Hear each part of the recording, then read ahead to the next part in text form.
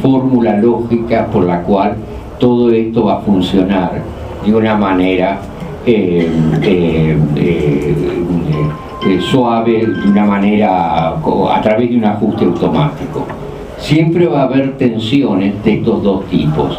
Entre lo diferencial y lo equivalencial no puede haber una solución de continuidad clara y precisa. Entonces, en ciertas circunstancias vamos a encontrar que la autonomía local se mantiene en gran medida y que por consiguiente el poder del discurso general de inscripción, el discurso del líder, tiene una capacidad de movimiento expansivo.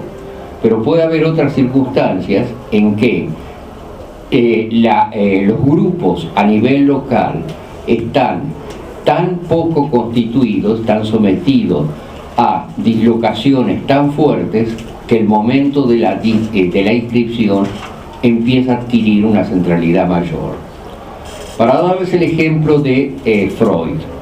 Freud en Psicología de Masas y el Análisis del Yo presenta la relación entre el líder y las masas como una relación entre los yos individualizados y el yo ideal. Él dice que una relación con un líder carismático, y no usa la palabra carismático, pero es lo que está diciendo, es una relación en la cual hay una equivalencia entre todos los hermanos sobre la base del amor que todos ellos profesan al Padre. El Padre es aquí la encarnación del ego ideal. Los egos individuales entran en una relación equivalencial. De nuevo, equivalencial no es un término que usa Freud, es un término nuestro, pero yo creo que se aplica muy claramente al análisis freudiano. Por el otro lado está el ego ideal. Entonces él dice algo que me parece fundamental.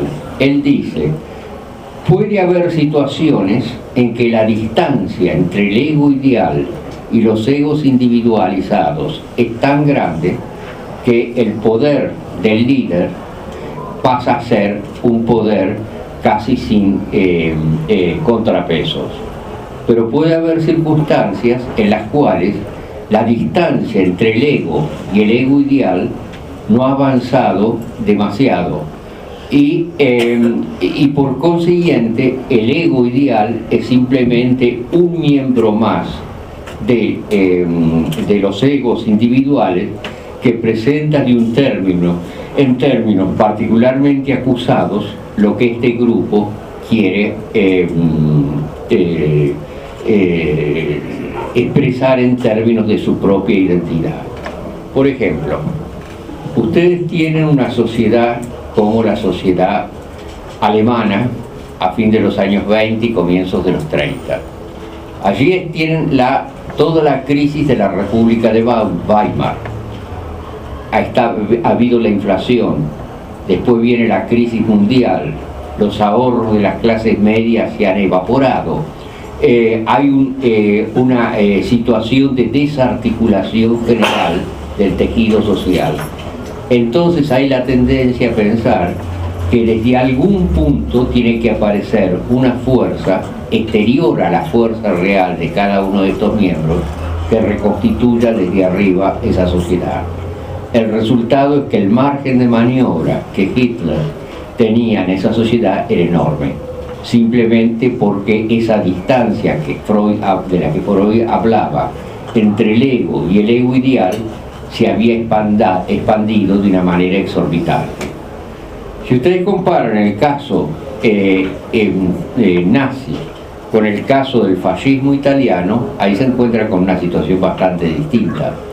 En el caso del fascismo italiano, la crisis había sido menor, se necesitaba un punto de reconstitución del tejido social claramente, pero la autonomía de los distintos grupos locales todavía pesaba mucho más que lo que podía pesar en Alemania a comienzos de los años 30. Entonces allí el papel de Mussolini nunca llegó a ser el papel absoluto que llegó a jugar Hitler. Pasemos a otro tipo de populismo completamente diferente que tiene poco que ver con el fascismo. Comparen ustedes el régimen varguista y el régimen peronista. En el caso del régimen peronista, Perón tenía una gran latitud de maniobra. ¿Por qué? Porque se estaba dirigiendo a un país relativamente homogéneo, a una clase obrera que era la columna vertebral de su movimiento y que en ese triángulo de las tres grandes ciudades industriales, Buenos Aires, Rosario, Córdoba, representaba todas las tendencias fundamentales del país. Todo lo que ocurría en ese triángulo inmediatamente después iba a expandirse a otras áreas. Es decir, que él podía ser el líder de un movimiento fuertemente unificado. Si ustedes piensan en el caso de Vargas, van a encontrarse con una situación enteramente distinta, porque el problema de Vargas era como había sido siempre en Brasil, iba a ser la extrema regionalización del país. Brasil había sido dominada por élites regionales con un Estado nacional, un Estado federal sumamente débil. Durante todo el periodo del Estado Novo, Vargas trata de dar al Estado federal un rol cada vez más central, pero ni lejos llega a conseguir transformar ese Estado federal en el tipo de Estado nacional unificado que existía en la Argentina de su época. O sea que allí ustedes ven que las diferencias regionales conspiran contra la formación de una cadena equivalencial radical. Y todos los gobernantes brasileños se han visto confrontados con este fenómeno y no han podido superarlo. El único que quiso lograr una equivalencia de tipo peronista ignorando las diferencias regionales fue Goulart, y así le fue.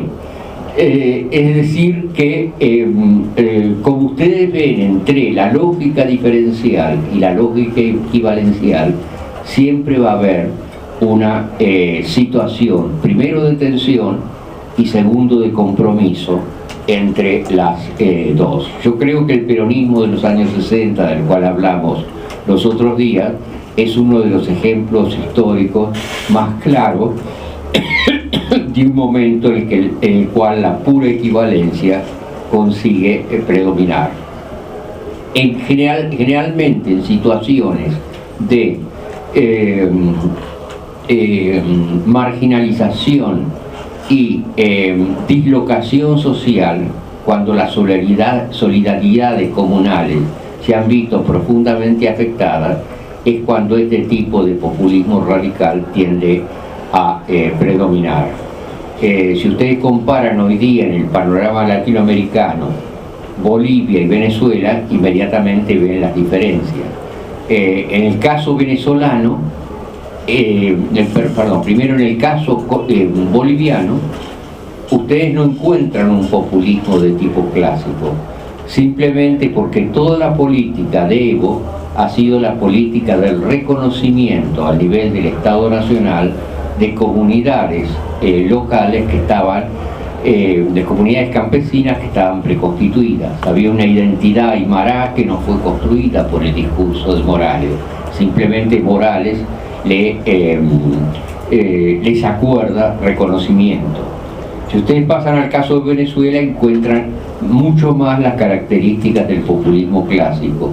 Allí lo que había eran comunidades locales muy poco integradas y con muy poca identidad antes del experimento chavista.